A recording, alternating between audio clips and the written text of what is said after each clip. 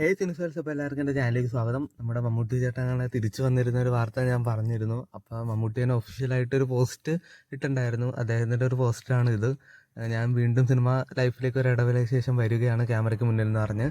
അപ്പോൾ എന്തായാലും നമുക്ക് ഇനി മമ്മൂട്ടിയുടെ ഒരു വിളയാട്ടം തന്നെ കാണാം.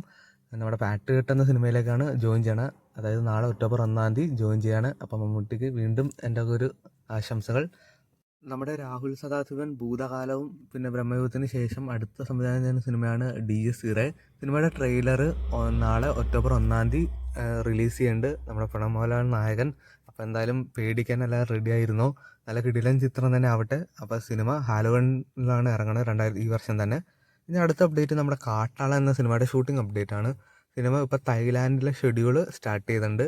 അപ്പോൾ അവരൊരു പോസ്റ്റ് പങ്കുവച്ചിട്ടുണ്ട്. എന്തായാലും സിനിമ പൊളിക്കട്ടെ. നമ്മുടെ മാർക്കോയ്ക്ക് ശേഷം വരണ ഒരു കിടിലം വയലൻസ് ഉള്ള മൂവി തന്നെ ആവട്ടെ. അങ്ങനെ അവർ പറഞ്ഞില്ലെങ്കിലും നമ്മുടെ അത്രത്തോളം ലെവൽ പ്രതീക്ഷിക്കുന്നുണ്ട്.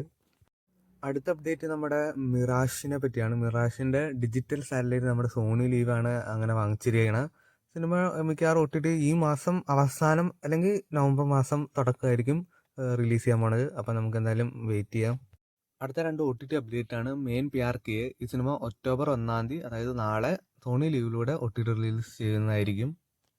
നാളെ തന്നെ മറ്റൊരു സിനിമ നമ്മുടെ മനോരമയിലൂടെ OTT റിലീസ് ചെയ്യുന്നുണ്ട്, താൾ എന്ന സിനിമ. അപ്പോൾ ഇതുപോലത്തെ OTT വാർത്തകളും റിവ്യൂസൊക്കെ അറിയാൻ വേണ്ടി ചാനൽ ഒന്ന് സബ്സ്ക്രൈബ് ചെയ്യുക, കൂടെ സപ്പോർട്ട് ചെയ്യുക.